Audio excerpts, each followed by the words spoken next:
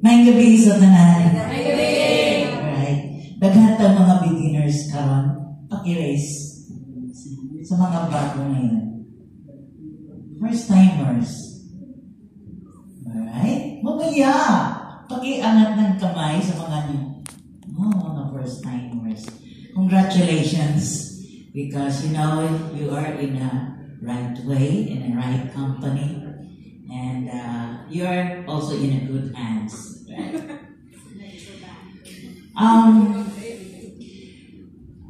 Before anything else, I would like to say thank you, Mom Mary Ann. And I would like to acknowledge also the presence of our achievers who are here inside this training room. Our product presenter, Ms. Melanie Ferrarin, our Diamond One Star, and the Gandiri. How wish I could know your names. And sa lahat ng mga achievers, sana alam ko yung mga names ninyo. Congratulations, and you're such an inspiration for us. My name, again, is Nancy Laurel Lapini, and I am a musician by profession since when I was 14 and until now. Hindi ko talaga, but this time, my career as a musician is now anong tawag yan? Stress reliever ko na lang. Kasi when you are a musician, hahanap-hanapin mo yung crowd mo. So, I enjoy much being a musician. Marami na rin akong mga karanasan sa buhay na nabuhay ako. Survival as a single mother. No? I have my tatlong pinaka-mabigat na diseases that I invested in my life. After giving birth to my only child that was 20 years old, na diagnosed ko for a hyperthyroid. Right? So, ang feeling ako sa una, nag-tremor ko, magkurog ka na, kamukha yun na, no? But now no more. Okay? So, at the young age, ang normal na ko ka-BP those times is nasa normal yun ha, 180/95 or 100. Normal sa akin yan. And my endocrinologist told me na talagang mataas ang blood pressure when you have that hyperthyroid. So I suffered it, and sometimes during my sleep, talagang ganyan na lang kayo, pala nag-palpitate na ako. So I have that maintenance of PTU and Lamoxin for pila 2 dekada. Okay? And wala pa man ako na-ilhan si Portier placenta those times. So I am a single mother, and I have my one child. I only support myself, so I need to work. Even though I have those diseases in my life, I need to work. Kasi hindi pa naman ako nakahiga. So, at first, upon knowing that I have the thyroidism, nakaka-depress. Alam mo yung, siguro mga 1 week, ako hindi nakatulog talaga. Prayer talaga ang lagi kong, Lord, bata ako, Lord. So, hindi pa pwede kasi yung baby ko, maliit pa. Okay. Alam mo yun unang panahon, when you have that kind of thyroid, no? Ayoko maglaki yung leg ko, Lord. So, I am a singer. Pag kumakanta ako before, talagang nakikitang magburot yun akong libo. Kaya mo, birit na gamit ko, burot po siya. Birit, burot. I really, it's a struggle much for that, no? That sometimes, ang akong grabe, Nans, ko pagkiting mo, Nans, medyo, gwapa-gwapa po ka din sa stage, Nans, pero ang imo yung liok ba, birit na kung burot po. So, pero life must go on with me because I have no choice but to keep going in life to survive. And that was my 20s. And my problem, I have that lots of opportunity to go abroad because of my talent. Now, ang akong employer, hapon, every time magkaroon ako ng medical, sumugyod ko sa medical. Di ko pala kahon sa doktor na to dire. Kaya dilit ko, unfit to work din ko always. So, wala man. Kaya pasalamat na po ko sa Ginoo na my employer, my Japanese employer, really liked my service, no? Trabaho. So, nagkaroon kami ng deal. Okay, Nancy, you have to pay me around trip ticket from Japan to Philippines and then going back from Philippines to Japan just to sign up my waiver. Para sa signature. At those times, mahal na atin yung round trip plane ticket, no? So, wala ko choice. Bayaran ko talaga yun. Anyway, babawi mo man yan. And ganun ang scenario ko. Routinary ko for 5 times going to Japan and back here in the Philippines. My employer, always, I have to pay my employer just to sign my waiver sa St. Luke's. Alright, and then second, dito na ako sa Pilipinas, nag-work ako sa manager in our restaurant here in Davao, Cookels. Kinahanglan po, natingala ang bug ko kay maligo ko na igahi diri. No? Then, nagpamamograph ko and to find out another stressful coming up again in my life is I have this 6 and 8 bukol. But fortunately, wala ko nagpa-biopsy direct kaya di ko gusto matuslukan na diha. No? Then, life must go on. Ingon tong ako ang surgeon diha sa sanitarium. And actually, we need to take that off the two of them. Kaya, Dok, dili lang ko, Dok. Dili lang ko kay mapangit na akong figure, Dok. And then, mamatay. Ay, nana akong prinsipyo. But, I'm okay pa naman, Dok. Wala akong mga symptoms na nandyan lang yan siya dyan. Maliliit siya. Yung dito maliliit lang. Kasing laki na minsan yung mais, saka may kalamansi. Or jollen na lang. Ganun kalalaki yung 8 dito. But here, I have 4 na ganun din kalaki, jollens. But I have 2 na kasing laki ng itlog ng manok. Ang mahawakan ko lang dito sa ibabaw, pero sa ilalim, 2 pala sila magkadikit ng malalaki. Kaya pala yung surgeon ko, sabi niya, we need to take that off. Or your life must be shortened. Na siya sa ako. Kasi gilang Dok, lang po kumahatlog, matay. Kay, desperate move in life, yung wala ka talagang enough income, na mag-isa lang ako sa buhay. Kay, since when I was 28, separated na ako, so I need to survive for my kid. I need to go on to my life. Ako lang yun, and I became an independent woman. Nasanay na akong walang sumusuporta sa akin. So, ganun ang sabi ko sa endocrinologist ko. So again, desperado ako. Mindset ko lang talaga, pwede ka pa naman magtrabaho, you can still gumawa ng income para mabuhay. Hayaan mo lang yan siya, bahala ka dyan mo. Problema mo na yan kung nandyan ka. Ganun na lang iniisip ko kasi I have no choice. Yeah?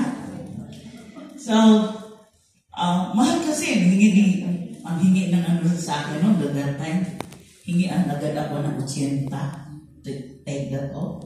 Wala ako yan, Dok. Okay lang kung may nagsusupport sa akin. Wala. So, let us go on with me. And then, in year 2010, yung Christmas ko pala, that was the last na na-find out ko pala na, that was 2014. Ito, nadayan mo sa ko, may 14 bukol. And then, going back tayo, year 2010, I have this opportunity to go abroad in Primero, sa Japan, nito akong thyroid, no? Now, in Korea naman tayo. Ang Korea, sa medical sa Korea, mas lalong stricto. Kasi, mayroon silang yung tinatawag na full abdomen examination. And then, dito nakita na ako'y bukol sa ako ang full lips lang.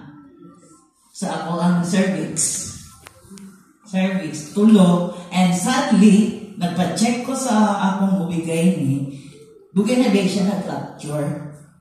Muna siya na murag, kung ano siya, tingala na lang din ko, kaya mura ko, at my young age, mura ko ga-bleeding, I just keep it secret to myself. Okay. Wala lang, buhay ko. Itaw ko, hinana lang din ako mindset. But then again, nung panahon ng talaga ng pandemic, nawalan na rin kami ng trabaho. Kami po yung unang community na nawalan ng trabaho. Mga musikero. Wala talaga. And then, may kunting savings, pero talagang wala. Inubos talaga ni pandemic. And wala. Kung saan-saan na lang ang opportunity na pwede ako. And then here comes, nakilala ko si Liway International. And those time I started, why not try sa product. Then, ako asa kaniadto, pag makasale ko, namang dito sa una may mga promo, no? That sometimes na amo ang sobrang stock, mabenta na namo for the next month na wala na yung promo. So, karoon ako ng mga free bottles. That time, I started to take that 40%. Actually, mga 4 bottles pa lang. Hindi ko na hindi ko na namalayan. Meron isang instance na nasuko ko ba, then nagkurog ko sa kasuko, or nagapalpitate ko, or unsa ba to, or what. So, nagpa-check ko sa doktor.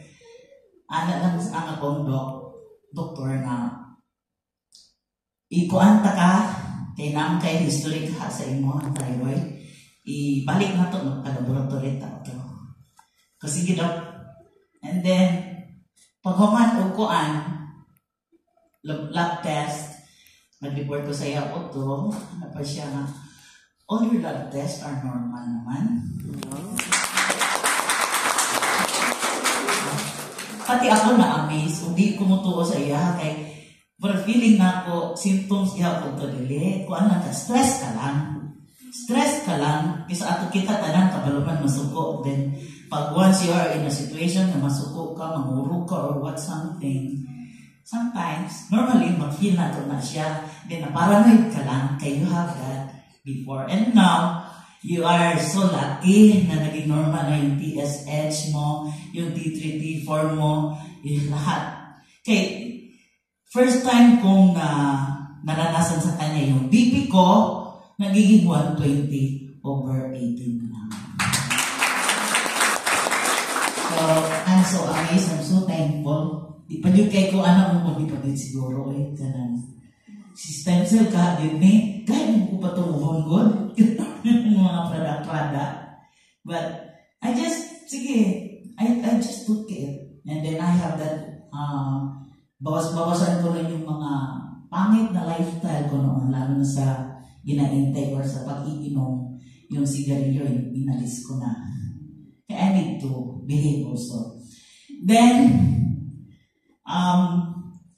just lately, kilala ko na si pandemic, nagkaroon ako ng bleeding. Maybe some of my leaders here naka-witness last time, di ba?